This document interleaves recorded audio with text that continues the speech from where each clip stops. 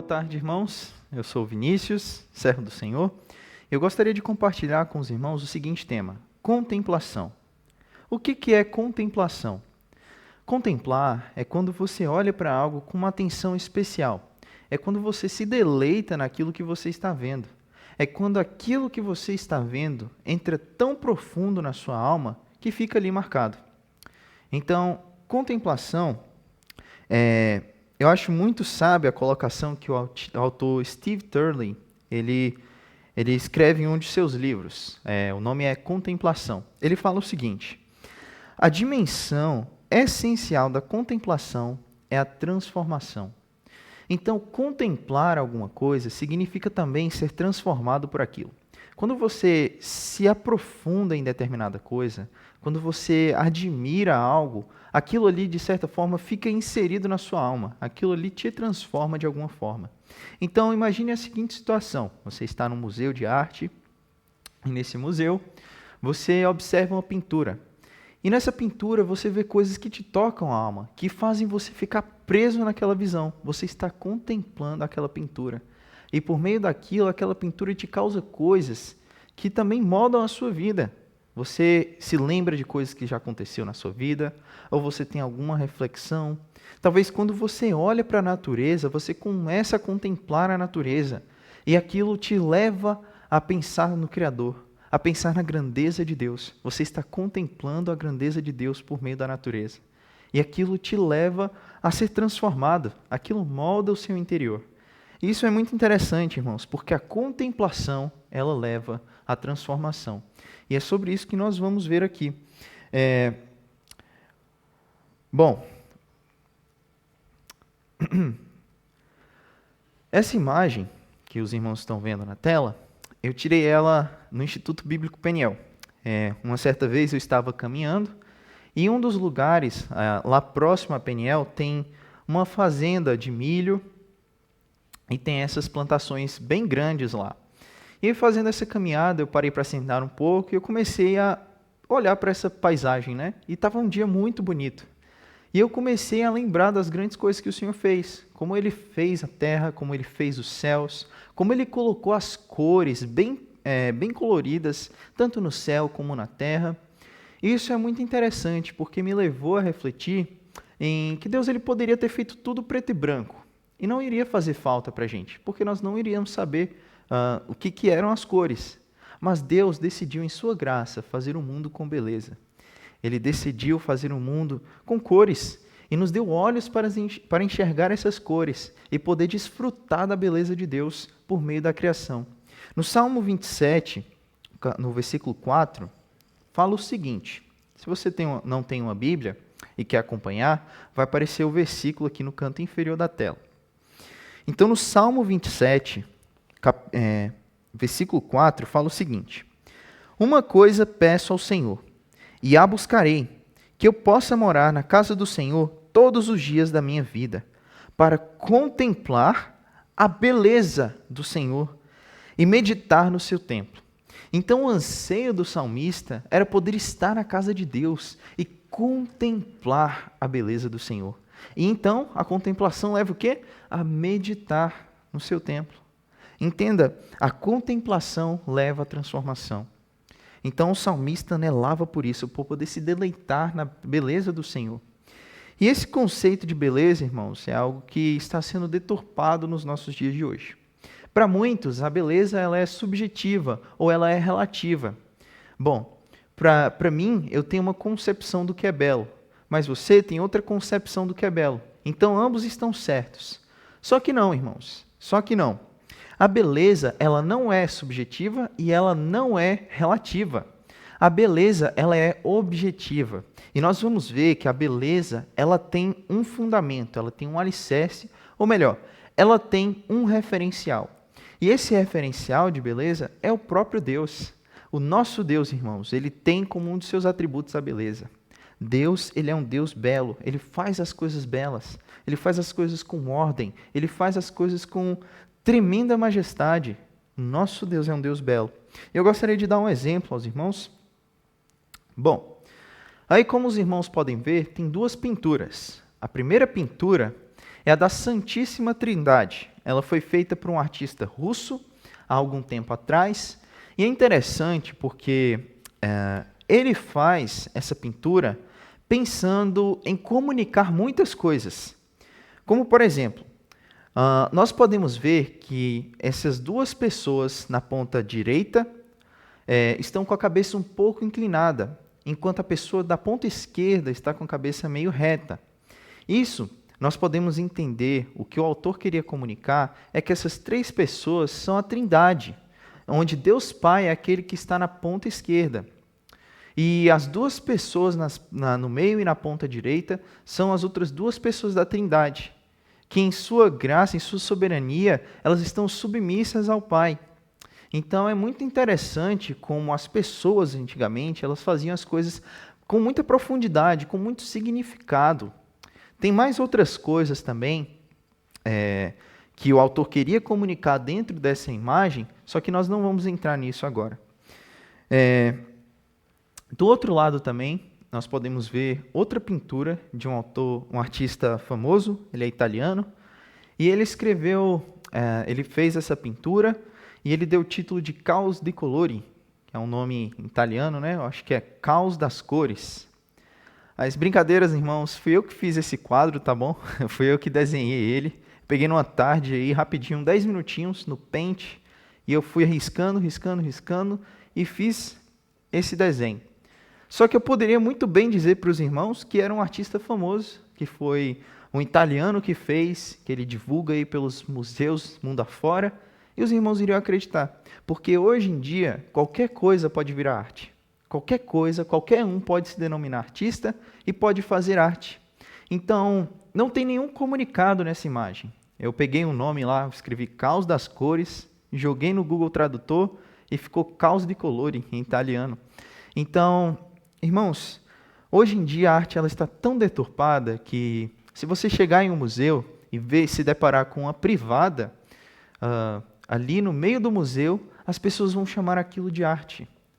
E percebam como a beleza, irmãos, como a beleza ela foi perdendo o seu referencial ao longo do tempo. Ela foi perdendo o seu objetivo ao longo do tempo. Foi sendo relativizada. Ela foi sendo subjetivizada. Então, irmãos, a beleza está perdendo o seu principal objetivo, que é comunicar as virtudes de Deus. Então, Deus ele é um Deus belo e Ele fez a beleza como objetivo. Ele comunica o belo. E é interessante nós percebermos como a beleza ela foi deturpada também pelo movimento iluminista. O movimento iluminista veio para romper com vários ideais, como, por exemplo, o sacro e o profano. Antigamente, nós víamos que tinha uma grande reverência com as coisas que eram sagradas. Numa igreja, por exemplo, nunca se ia imaginar que as pessoas iriam ficar mexendo no celular durante o culto, porque era um momento solene. Era um momento de reunião do corpo de Deus para cultuar a Deus. Era um momento sagrado. Mas com o movimento iluminista, rompeu com isso, relativizando as coisas. O sagrado passou a não ser tão sagrado. O profano não passou a ser tão profano. Então, houve esse rompimento, inclusive com a beleza. A beleza passou a ser algo relativizado. As mídias sociais passaram a construir estereótipos de beleza. Como, por exemplo, no nosso Ocidente, muitos filmes supervalorizam a sexualização de mulheres, por exemplo. Tanto é que, para o mundo, o modelo de uma mulher bela é aquela que tem um corpo mais avantajado, um corpo mais magro, mas com partes mais avantajadas. Só que se formos para a África, em alguns países, o conceito de mulher bela é uma mulher mais cheinha, é uma mulher com mais corpo, porque isso indica que aquela mulher está tendo bons cuidados, ela está se alimentando bem, é uma mulher saudável, já que na África tem o problema da fome. Então perceba como há duas realidades distintas em dois lugares distintos. Então a mídia ela constrói todo o conceito de beleza e influencia inclusive até a própria igreja acerca disso. Então nós precisamos voltar a entender sobre o que é contemplar a beleza de Deus. Porque Deus é o referencial supremo da beleza. E nele nós podemos entender de fato o que é o belo. O que nós podemos entender por belo. Como podemos contemplar a beleza de forma correta. Muitos jovens hoje, por exemplo, eles buscam um relacionamento a partir da beleza da outra pessoa. Só que a beleza física da pessoa um dia vai acabar. Ela vai envelhecer, as rugas vão aparecer. Mas perceba como os jovens deixam passar a beleza de um caráter de Cristo. Quando uma pessoa, ela demonstra a luz de Cristo em sua vida, porque ela tem Cristo no coração, o caráter dela vai ser o de Cristo, vai transparecer a beleza do Senhor. E essa beleza que vem de Cristo vai aformosear a pessoa em suas atitudes, em seu modo de andar, em seu modo de agir. A sua existência toda vai ser tocada pela beleza divina. Então nós precisamos entender que a beleza ela tem um referencial, e o referencial é o próprio Deus. E quantas vezes, irmãos, nós deixamos de contemplar as coisas dessa vida porque nós estamos focados em tantas outras coisas? Muitas vezes nós perdemos de nos concentrar nas coisas preciosas que Deus nos dá porque os nossos olhos estão focados em outras coisas.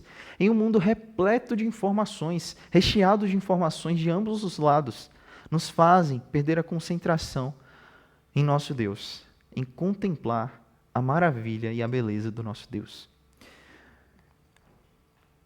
Eu acho muito interessante essa frase de alguns artistas chamados Os Arrais. Eles são uma dupla de cantores adventistas, por mais que nós consideremos o adventismo como seita, né?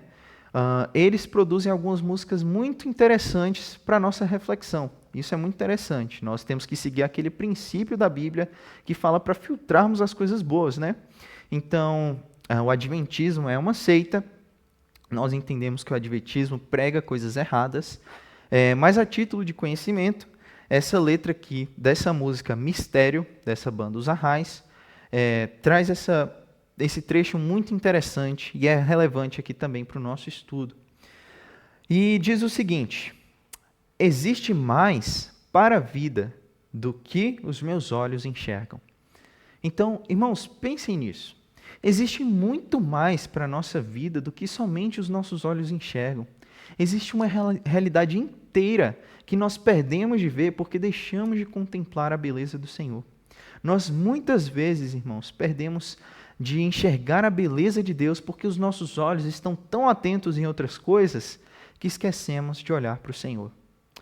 E eles têm outra música também, na mesma música também, mais na frente, eles falam o seguinte: existe eternidade em mim. E isso me lembra daquele trecho em Eclesiastes, que Deus colocou a eternidade no coração do homem. Então, irmãos, nós somos seres que contemplam. Nós precisamos contemplar a grandeza do nosso Deus. Precisamos contemplar o Senhor. Nós devemos contemplar o nosso Deus em sua majestade. E com isso, eu quero então entrar no estudo do capítulo 6 de Isaías, e nós vamos ver como Isaías ele contemplou o Senhor. E nós vamos ver isso, como ele contemplou o Senhor. Mas o que estava acontecendo ali no contexto de Isaías capítulo 6? Israel estava vivendo em total desobediência ao Senhor. Estava vivendo em idolatria e em rebelião contra o Senhor, uma rebelião espiritual. No capítulo 5 de Isaías, nós vemos que Deus, ele, por meio de Isaías, faz uma poesia. E nessa poesia, ele fala sobre uma vinha. E nessa vinha, o plantador ali dessa vinha, ele fez de tudo para que essa vinha desse frutos doces, para que desse boas uvas. Ele deu cuidado, ele cercou, ele protegeu, ele regou, e ele esperava que desse bons frutos. Só que no final, aconteceu que produziram-se uvas bravas. Foram produzidas uvas bravas. E diante disso, ele pergunta o que isso quer dizer. Então Deus fala que essa vinha é a nação de Israel. Deus ele fez a nação de Israel com um objetivo, a sua glória, esperando que Israel desse bons frutos. Mas Israel produziu frutos amargos, porque Israel estava trocando o certo pelo errado e o errado pelo certo. Estava tudo invertido. Então nós vemos que Israel estava em total declínio espiritual, estava em uma queda espiritual. E diante disso, nós vemos que Isaías foi usado por Deus para mostrar a Israel que a salvação, ela vem do Senhor. E esse é o tema central do livro de Isaías, perdão. Inclusive, o nome de Isaías significa isso. A salvação vem do Senhor. Então, Isaías era um profeta, filho de Amós, e ele atuou principalmente em Judá, ali na região de Judá, pregando para o povo de Judá. E ele foi um profeta pré-exílico, antes do exílio de Israel para a Babilônia. E naquela época que Isaías estava ali pregando, então Uzias era rei de Judá. E ele foi um rei que assumiu o trono com 16 anos, e ele reinou em torno de 52 anos. Enquanto ele buscava o Senhor, ele tinha sucesso. Nós podemos ver isso em 2 Crônicas, capítulo 26, versículo 5. E é interessante que Uzias ele se ensoberbeceu, e por conta da sua soberba ele foi acometido de lepra.